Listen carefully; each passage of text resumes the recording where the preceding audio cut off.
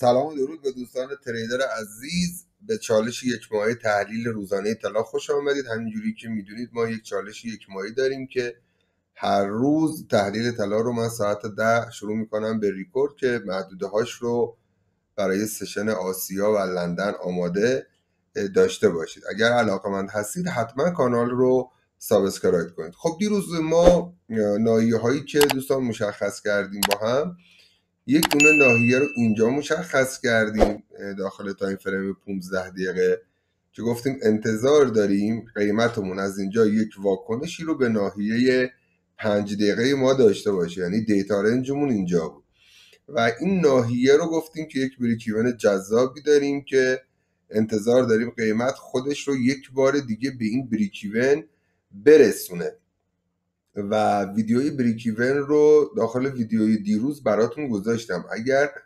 ندیدینش یا این اولین ویدیویی هست میبینید، من ویدیوش رو این بالا براتون میذارم، حتما ببینیدش دوستان. بریک ایون ها رو بتونید تشخیص بدید. رد پای مارکت میکری هست که از اینجا خواسته بازار رو به سمت بای حرکت بده، اما یک مارکت میکر قوی تری اومده و بازار رو به سمت پایین حرکت داده و این مارکت میکر تلاش میکنه بازار رو به ناحیه ورود خودش برسونه و از اونجا شروع به ریزش کنه. پس ویدیوی بریک ایون اسمارت مانی با ویدیوی بریک ایون پرایس اکشن خیلی فرق میکنه. من ویدیوشو این بالا میذارم، حتما ببینیدش. خب دوستان میبینید که اینجا قیمت واکنش خیلی خوبی رو بهش داد و از اینجا هم گفتیم که انتظار داریم تا قیمت خودش رو به ناحیه یک ساعته یا حتی 15 دقیقه ما بخواد خودش رو برسونه.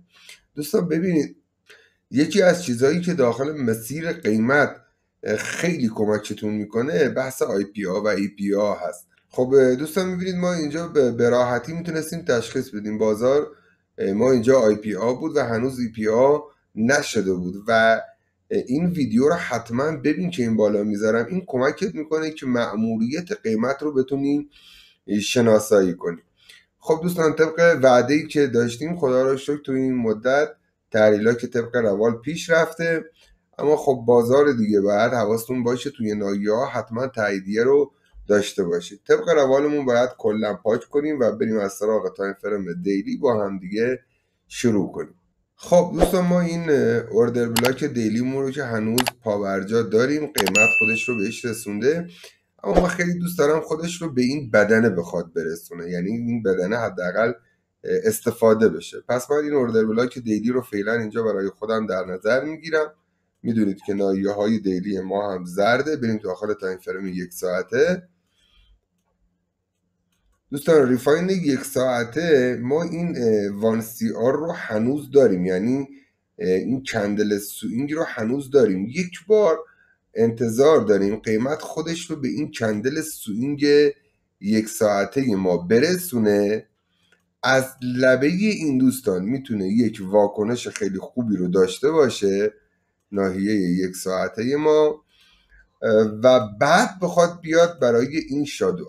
خب دوستان یک ضربم بیاد برای این ناحیه که دیگه خیلی بهتر هست. ستاپ وانسیا رو اگر ندیدید یکی از ستاپ های قدرتمند آقای مایکل هست که خالق آی سی تی و اسمارت مانی هست. دوستان به شدت یعنی از اوردر بلاک ها و حتی افیجی ها خیلی خیلی معتبر هست. یک نقدینگی بسیار پرقدرتی هست اینجا. خب اینجا تا ما ناحیه یک ساعتمون رو داریم. بریم داخل 15 دقیقه. کفی رو برای یک ساعت فعلا نداریم چون دیدگاهمون، انتظار دیدگاهمون اینه که تا این ناحیه خودش رو بای برسونه. بعد بیایم تو تایم فریم 30 دقیقه هم ببینم چی رو این بین پیدا میکنیم. خب دوستان اینجا که IPO برای ما انجام شده، در حال حاضر کفی رو که برای 30 دقیقه داریم اینجاست. اینجا میشه ناحیه 30 دقیقه ما.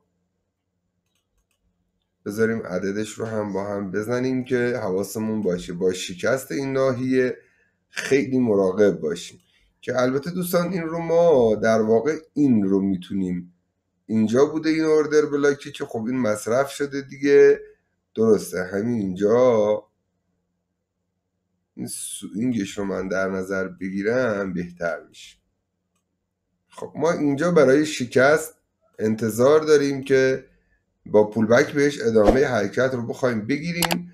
اولین تارگتی هم که بخوایم براش در نظر بگیریم، من انتظارم توی این ناحیه است داخل 30 دقیقه، یعنی اولین تارگتش اینجا میشه برای 3.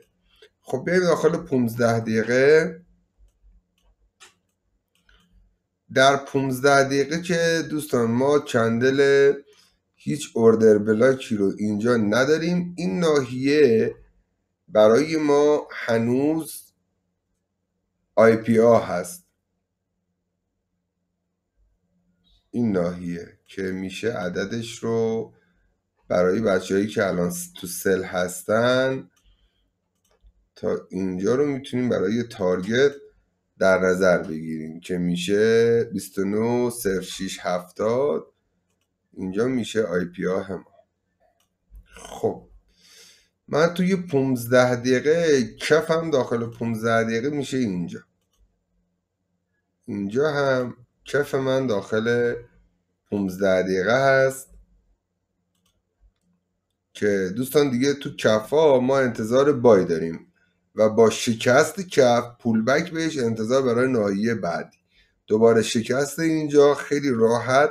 مهم اینه که ناحیه های ترید رو ما داشته باشیم. دیگه قیمت بهش برخورد میکنه. تو 15 دقیقه هستیم میریم تو 1 دقیقه تاییدیه رو میگیریم. حالا با هر جوری که تاییدیه رو میگیری، که من بهترین تاییدیه رو تاییدیه LP میدونم که اگر ویدیوش رو ندیدی این بالا برات میذارم که خیلی راحت بتونی تاییدیه ها رو داشته باشی. خب دوستان 5 دقیقه هم بریم.